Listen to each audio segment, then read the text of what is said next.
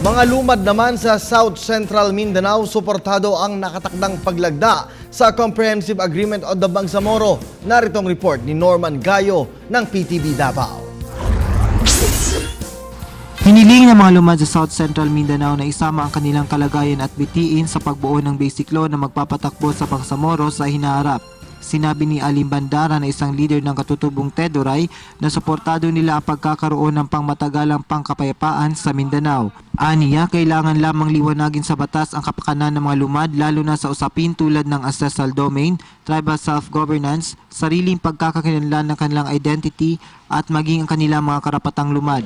Dagdag din niya na ang kagustuhan ng mga katutubo na kinalanin ang bawat teritoryo upang protektahan ang likas na yaman laban sa mga illegal miners at illegal loggers. Na ma-delineate, no?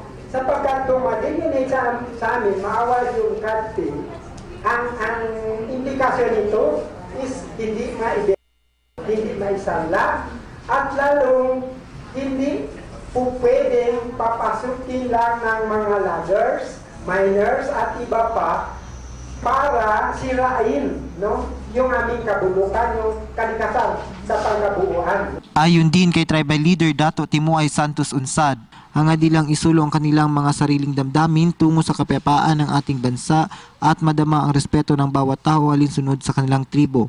Sa ngayon ay patuloy pa rin isinusulong ng mga lumad ang kanilang mga kagustuhan. Nananawagan din sila sa Kongreso na bigyang puwang ang kanilang mga hinaing.